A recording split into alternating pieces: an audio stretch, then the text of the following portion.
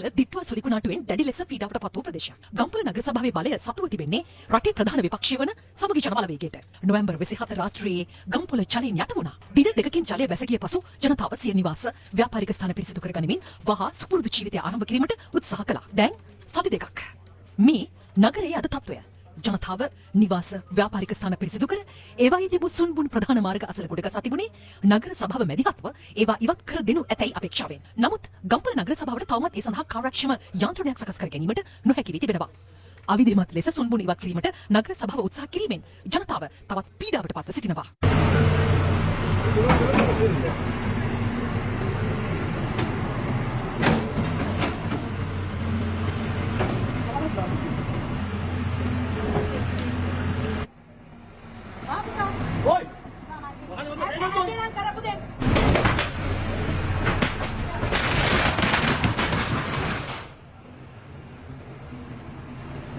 ගාමවතුන කාණේ නා ඊට පස්සේ මේ අසලාදීන්ට පිටු නගරාධිපතිතුමා මොකලකන වාහන ගෙනල්ලා ඒවා පාරවල් කඩලා විනාශ කරලා ගොඩනැගිලි විනාශ කරලා මගේ ගොඩනැගිල්ලට හානි සිදු කරලා ඒකලා මේ මෙතන මැසිමක් කඩලා දාලා මෙතන කුණු කන්දස්කාරීන්ට බෑ මම මේ සම්බන්ධව විරෝධ පොලිසිය ගම්පොළ පොලිසිය කමින් නැද්දා මැෂින් එකක් කියලා දෙන්නේ නේද අපිට අවයයි පාර අරුවක් කරගෙන නැත්නම් ඒක කරන පාරවල ඔක්කොම කැල්ල ගන්න ඕන දෙයක් නෙමෙයි මේ වගේ දාන්නත් බෑ මේ වගේ මැෂින් මෙතන කවදා මේක අයින් කරලා දාලා බලන්න අපිට ඊට පස්සේ ඉස්සර ගන්නත් බෑ මේ යනවා අර පාර ඔක්කොම ආගල තාරත් එක ගැලිලා තියෙන්නේ පාර වලවල් හැදලා තියෙනවා දාලා හාරලා අපේ සල්ලි නෑනේ හදනකොට මේක විනාශ කරලා තියෙන්නේ පාර වලක් කියලා තියෙන්නේ මේ තැනට ගැලපෙන මැෂින් එකක් දාලා අයින් කරන්න එපා මේ දරා ගන්න බෑ මේ හරවන්න බෑ කරන්න බෑ පාර පොඩි අගරාධිපතිතුමා ළඟ හිටියම මේ වැඩේ කරනකොට එයා කියනවා වල කියලා ඔබ ඔක්කොම වීඩියෝ කරා එයා කිව්වා මේ වැඩේ වෙන්නේ එයා ඉදානේ එයා වන්නේ සුන්බුන් ඉවත් නොකිරීමෙන් ගම්පොළ නගරයේ සහ තදාසන්න ප්‍රදේශවල රෝග ව්‍යාප්ත වීමේ අවධානමක්ද මේ වන විට මතුව තිබෙනවා. ගම්පොළ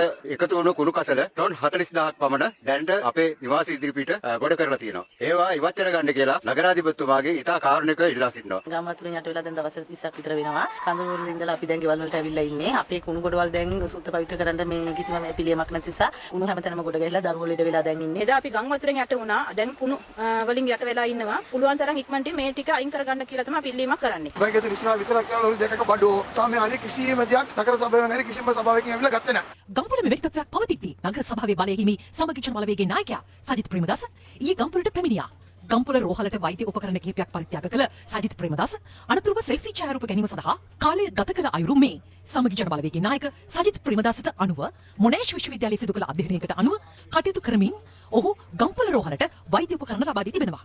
සමහර එක අහන්නේ මේ සුල්කුණාට වගේ පස්සේ ඇයි හොස්පිටල් එකට කරන්නේ මම අපේ මන්ත්‍රීතුමන්ට පැහැදිලි කරලා දුන්නා. ඕස්ට්‍රේලියාවේ තියෙන මොනාෂ් යුනිවර්සිටි එක. ඒගොල්ලෝ වසර 19ක ස්ටඩි එකක් කළා.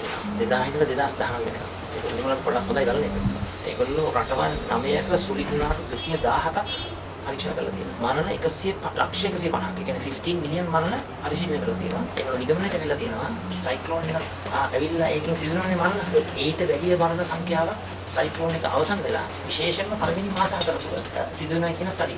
ඒක රෙකමෙන්ඩ් කරන එක දෙයක් තමයි. ඒකට කරුණාකරලා සයික්ලෝන් ඒරියාස් වල හොස්පිටල්ස් ටික අප්ග්‍රේඩ් කරන්න උපකරණ තියලා බලන්න. අද මේ උපකරණ ලබා දීමේ තේමා වුණේ ඕස්ට්‍රේලියාවේ මොනාෂ් යුනිවර්සිටි එකේ ස්ටඩි එක. ඒක උගුරින් බලින් අහන්නේ ඇයි මේ හොස්පිටල්ස් අප්ග්‍රේඩ් කරන්න කියලා.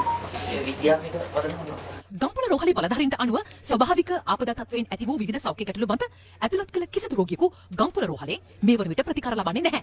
රෝහල් බලධාරීන් පැවසුවේ සුළු තුවාල සහ විවිධ රෝගී තත්ත්වයන් මත ඇතුළත් කළ පිරිස් ප්‍රතිකාර ලබා නිවෙස් වෙත පිටව ගොස් ඇති බවයි.